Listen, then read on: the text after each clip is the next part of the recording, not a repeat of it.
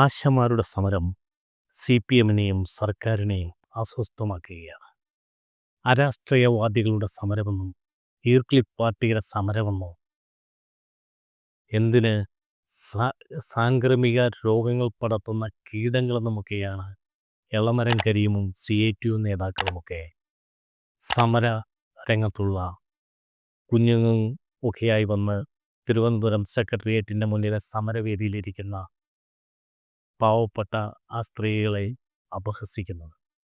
ഒരു വാർഡിൽ ഒരുപക്ഷെ ആ പ്രദേശത്തെ ജനങ്ങൾക്ക് ഏറ്റവും സുപരിചിതരായത് അവിടുത്തെ ആശാവർക്കർമാരാണ്.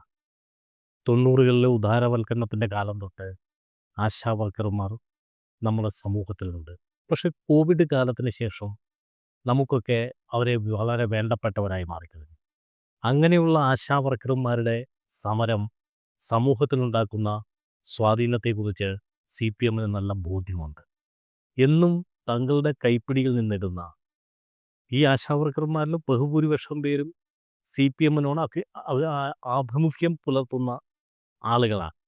അങ്ങനെയുള്ള ആളുകൾ ഇപ്പോൾ സർക്കാരിനെതിരെ സമരം ചെയ്യുകയാണ്. അവർക്ക് ആകെ കിട്ടുന്നത് 7,000 രൂപയാണ്. ശരാശരി ഒരു 250 രൂപയൊക്കെ കിട്ടുന്ന അവസ്ഥ. നമ്മുടെ നാട്ടിൽ പണ്ട് കമ്മ്യൂണിസ്റ്റ് പാർട്ടി ഭരിച്ച ബംഗാളിൽ നിന്ന് നമ്മുടെ രാവിലെ റോട്ടിലൊക്കെ തൊഴിൽ തേടി നിൽക്കുന്ന ഒരാളെ നമ്മളെ പറമ്പിലോ വീട്ടിലോ ഒരു പണിക്ക് വിളിച്ചാൽ അവൻ ചോദിക്കുന്നത് 1000 രൂപയാണ് കൊടുക്കുന്നത്. ആ ബംഗാളിക്ക് 1000 രൂപ കിട്ടുന്ന അവസരത്തിലാണ് ഇവർക്ക് ഓണറേറിയം എന്ന ഓമനപ്പേര്. അത് തന്നെ ഒരു തട്ടിപ്പാണ്. ഓണറേറിയം ഉള്ളപ്പം അതിന് പ്രത്യേകിച്ച് ഇൻക്രിമെൻ്റ് ഉണ്ടാവില്ല, മറ്റ് ഹെൽത്ത് പരിരക്ഷകളും ഉണ്ടാവില്ല, പെൻഷനും ഉണ്ടാവുകയില്ല. ഇതിനകത്ത് പിന്നെ ഒരു സർക്കാരിൻ്റെ ഹെൽത്ത് ഓർഗനൈസേഷൻ്റെ ഭാഗമാകുന്ന സോഷ്യൽ സ്റ്റാറ്റസ് കൂടെ അഭ്യസ്തവിദ്യരായ ജനങ്ങളെ ഇതിലേക്ക് സ്വാധീനിക്കുന്നുണ്ട്.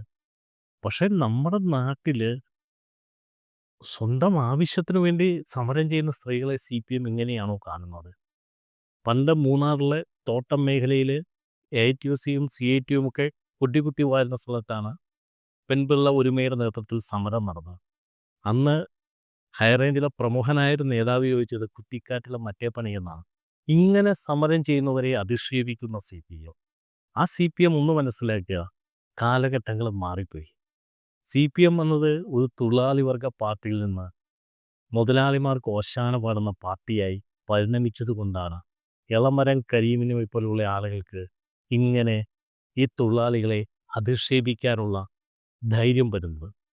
വർഗസമര സിദ്ധാന്തത്തെ മറന്നുപോയത് കൊണ്ടാവോ എളമരം കരീമെന്ന മുൻ മന്ത്രിയും MLAയും ഒക്കെ ഇങ്ങനെ സംസാരിക്കാനിടയായത്? ഈ ആശമാരുടെ സമരം ന്യായമായതുകൊണ്ടാണ് ആ സമരവേദികളിലേക്ക് സഹായഹസ്തവും പിന്തുണയുമായി നൂറുകണക്കിന് ആളുകൾ ഓരോ ദിവസവും വന്നുകൊണ്ടിരിക്കുന്നത്. ആ വന്നുകൊണ്ടിരിക്കുന്നത് ഈ സമരത്തിൻ്റെ ഒരു വിജയമാണ്. അപ്പോഴും പതിവ് പോലെ മന്ത്രി വീണ ജോർജ് പറയും കേന്ദ്രം സഹായം തന്നില്ല. ആ സമരവേദിയിൽ ചെന്ന ശോഭാ സുരേന്ദ്രൻ പറഞ്ഞ നിങ്ങൾ വരൂ, കേന്ദ്രമന്ത്രി JP നഡ്ഡയെ നമുക്കൊരുമിച്ച് കാണാം. കേന്ദ്രം തന്നില്ല എന്ന് പറയുന്ന നിങ്ങൾ പറയുന്ന കാര്യം തന്നെന്ന് ഞങ്ങൾ തെളിയിക്കാം. കേന്ദ്രമായിട്ടൊന്നും തരാനില്ല എന്ന് തന്നെയാണ്. ഇപ്പോൾ കേന്ദ്രം തന്നാൽ മാത്രമാണ് ഞങ്ങൾ കേരളത്തിൽ ആരോഗ്യവകുപ്പ് സംസ്ഥാനത്തിൻ്റെ ഒരു വിഷയമാണ്. ആ വിഷയത്തിൽ ഞങ്ങൾക്ക് കൊടുക്കാൻ കഴിയുള്ളൂ എന്ന് പറയുമ്പോൾ ഇവിടുത്തെ PSC അംഗങ്ങൾക്ക് എത്ര രൂപയാണ് ശമ്പളം കൊടുക്കുന്നത്? സംസ്ഥാന ഗവൺമെൻറ്റിൻ്റെ കേന്ദ്രത്തിലെ ഡൽഹിയിലെ പ്രതിനിധിയായി പോയിരിക്കുന്ന മുൻ MPയും മന്ത്രിയും ഒക്കെയായ KV തോമസ് നരേന്ദ്രമോദി സർക്കാരിൽ എന്ത് ആനുകൂല്യം ചെലുത്തിയിട്ടാണ് ഇവിടുത്തെ വാങ്ങിക്കൊണ്ടുവരാൻ വല്ല ശേഷിയുള്ള ആയതാണ്. അപ്പോൾ KV തോമസിന് ആനുകൂല്യം കൊടുക്കാൻ കാശുണ്ടെങ്കിൽ, PSCക്കാർക്ക് കാശ് കൊടുക്കാൻ കാശുണ്ടെങ്കിൽ, ഇവിടുത്തെ പല കമ്മീഷനുകൾക്കും പല സർക്കാർ എൻ്റെ പ്രിയപ്പെട്ട ഏജൻസികൾക്കൊക്കെ ഇവർക്ക് പൈസ കൊടുക്കാൻ കഴിയുന്നുണ്ടെങ്കിൽ, നിങ്ങൾ ഈ ആശമാരെ അവഗണിക്കപ്പെടുന്നുണ്ടെങ്കിൽ അത് നിങ്ങളുടെ രാഷ്ട്രീയമാണ്. ആ രാഷ്ട്രീയം നിങ്ങൾ തിരുത്താൻ തയ്യാറാവണം. ഈ പാവപ്പെട്ട ജനങ്ങൾക്ക് കേരളത്തിൻ്റെ സമൂഹത്തിൻ്റെ പിന്തുണയുണ്ട്, അത് ജനങ്ങളുടെ പിന്തുണയുണ്ട്. സർക്കാർ തെറ്റിദ്ധരിക്കണം.